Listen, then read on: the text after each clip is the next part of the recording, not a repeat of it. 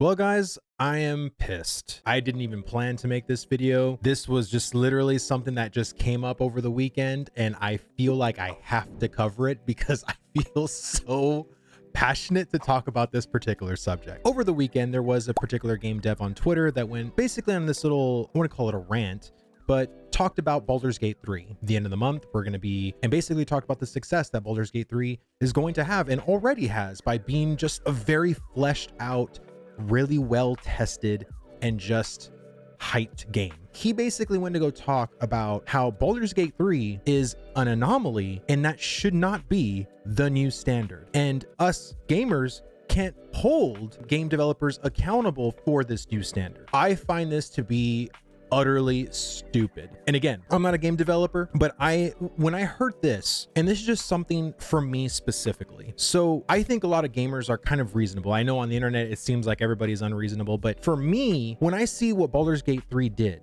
what AAA Studios did as an indie company, they don't have billions of dollars at their disposal to make, or to even hire like the amazing talent, let's say like, EA or Activision Blizzard or Bethesda or Riot Games could have to hire these people at a really awesome salary. And they are basically managing to pull off probably one of the best CRPGs of the year, if not the past, 10 years. For me, I'm not trying to hold every indie studio to this new standard. Oh, no.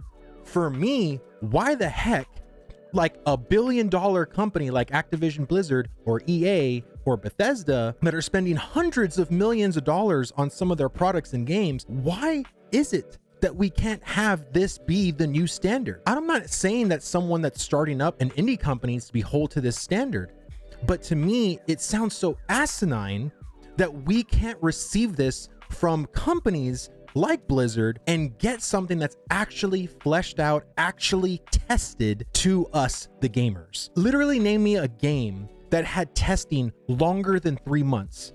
That wasn't just this marketing beta that, hey guys, we have a game that we're coming out with in a couple of months. Here, go try our game out, leave us feedback. Like, what real feedback can we leave for a developer to change in a month and a half or 2 months or 3 months? I mean, depending on the severity and the game at hand, that's why we keep getting games that are released and then we're waiting for these patches to fix everything that we gave feedback on in the betas or the alpha or whatever. We, the gamers, deserve a hell of a lot better than the AAA studios have given us. I feel like a lot of times, and this is why I'm so pissed, is because these AAA studios have so much money. And here's the thing, and I think for my military people probably watching will understand this, but I feel, and I think a lot of gamers feel the same way, is the ineffective spending that these AAA studios do. And the reason why I mention military people is because they know how the government operate. Did you know the government can buy a hammer for about $1,200 a pop and then just buy 50,000 of them because some project they need to have before their annual quarterly thing, and they need to basically spend all this money so they can get that money back, for their next quarter or their next thing or whatever, right? And I feel like a lot of AAA studios do exactly the same thing, because I cannot for the life of me understand why some of these games have such basicness. You literally can test it and understand all of the faults, all of the things, the glaring issues that we have when we're going in beta testing or alpha testing these games, and wonder why the game is about to be released in a month or 3 months and the game is far from ready. I mean, can I not mention a game like New World? They literally pushed it off a year, and even a year couldn't save that game. It happens so much. And I think that what we saw from this Twitter thing is utterly despicable. Now, if you don't know what I'm talking about, I'm going to go ahead and read you a little bit of this. So you'll see right here on the screen the tweet. He writes, "Like a lot of people, I am deeply excited about what the lovely folks at Larian accomplished with Baldur's Gate 3.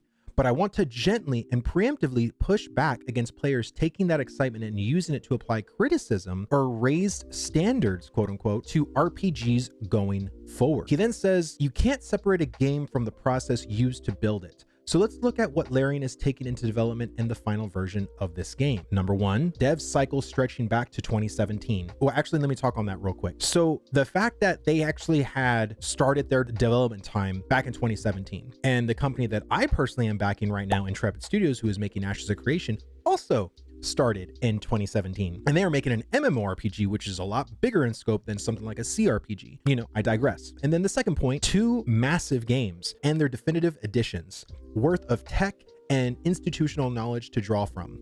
Number 3, super successful early access period lasting 3 years, providing crucial community feedback, bug hunting, and cash flow. Fourth point, actually, let me talk about that third point real quick. This is what I don't understand from the AAA studio mentality, is the fact that when they're working on a product, we hear absolutely nothing. By the time we hear from it, we test for maybe a weekend, a month, whatever, and then the game's going to be released. We need comprehensive testing. And if you're not going to give us comprehensive testing, you, the AAA studio, need to test the game, not just internally, but hire whoever you need to externally test these games, because it seems to me by the products we've been getting for the past 10 years have been completely untested and feels completely lackluster of any kind of real vision or real fun that are supposed to be in video games, which baffles my mind. So again, let us test, please. This is why Larian Studios or Baldur's Gate 3 is probably going to be as successful as it is, because they were testing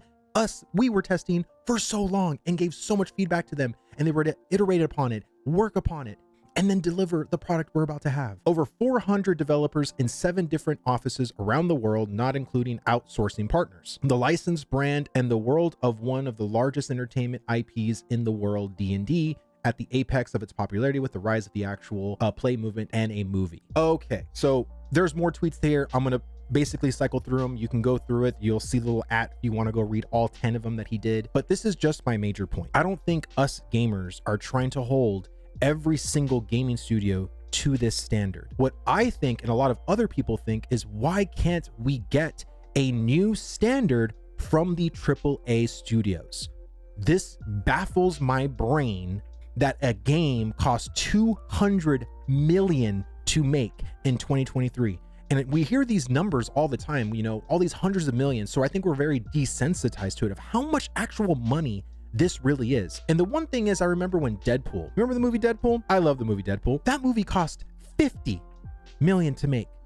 A full budget Hollywood blockbuster movie, $50 million. And I remember that Sony at the time was kind of bucking against the whole premise, because they were asking originally, I think, for $110 million. And the director says, give me $50 million and I'll do the movie. And he did. And what's even crazier was, there was supposed to be in the third act of the movie, whenever there was supposed to be the whole shootout, and they forgot all of the ammo in the taxi. Sorry, spoilers if you haven't seen Deadpool, but come on, it's been a long ass time. But that's why the third act of the movie, whenever Wade was like, where are the guns? And they were in the taxi, because that's what the third act was originally supposed to be. And it was kind of a nod to that. But again, it's because the director knew how to stretch that money and how to really put effective dollars into his project. And I think a lot of times from AAA studios, we do not get effective dollars. I think if someone was making the same exact game at an indie studio, could make it at a fourth of the cost. All I'm trying to say is I think I want to hold accountable the AAA studios, because for me, when I see companies like Intrepid Studios that is making Ashes of Creation, and they're taking every cautious step to see what is it that we can do to get as much feedback from our players and our community as possible. And what we're going to have is an Alpha 2, which is coming up hopefully soon, where we're going to be in that alpha probably for over a year. And it's persistent, meaning it's not just a beta weekend or some, you know, it's going to be a month on, 3 months off or whatever. And there's going to be constant iteration, and they're going to give a system at a time, and it's going to be awesome. I cannot wait for this game. I think if you haven't checked out Ashes of Creation, you better check it out, because I think it's going to be one of those projects like Larian Studios making Baldur's Gate 3 that is going to make waves when it comes out. But guys, what did you guys think about this rant? Done. Thank you so much if you stayed to the end, but I want to know your thoughts down below in the comment section. Until next time, I'll see you guys later.